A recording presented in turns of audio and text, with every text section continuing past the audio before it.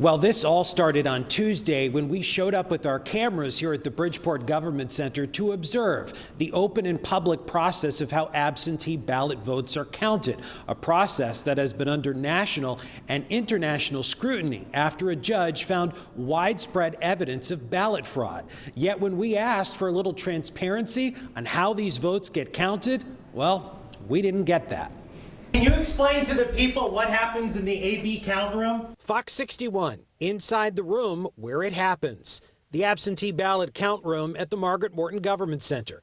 But when we asked Democratic Registrar of Voters Patricia Howard, who was named in a voter fraud lawsuit, simply to explain how the process works, she refused and slammed the door. Pat, why is it that you don't want to talk about how absentee ballots are counted?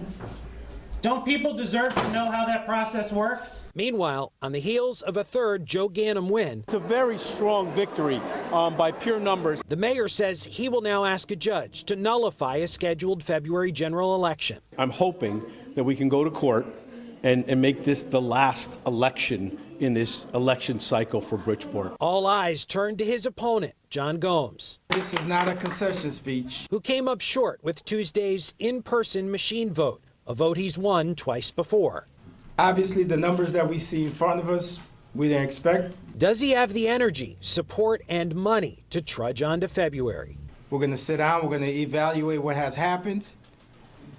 We're going to look at the path forward onto the general election. But even if Gomes drops out, unaffiliated candidate Lamont Daniels and Republican David Hers would have to do the same for the February election to be canceled. I will not be the cause for the city to have another election and spend that kind of money.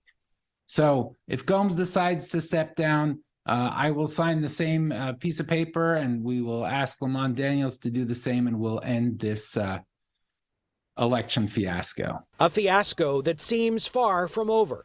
Connecticut GOP Party Chair Ben Proto tells Fox 61 Bridgeport is a teachable moment. One of the things it's taught us is that our absentee ballot laws are not sufficient. The question is, will lawmakers be willing to learn? And what will happen to the controversial absentee ballot drop boxes? They served a purpose in 2020 during COVID. No ifs, ands, or buts about it.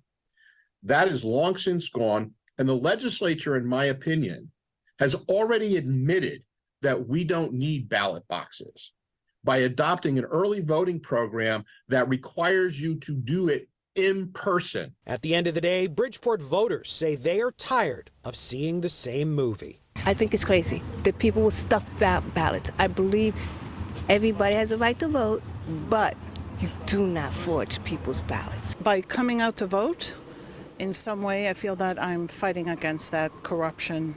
I also spoke over the phone today with Lamont Daniels, the unaffiliated candidate, who told me he intends to speak with both the Ganim and Gomes campaigns before making a decision on whether he intends to drop out of the race.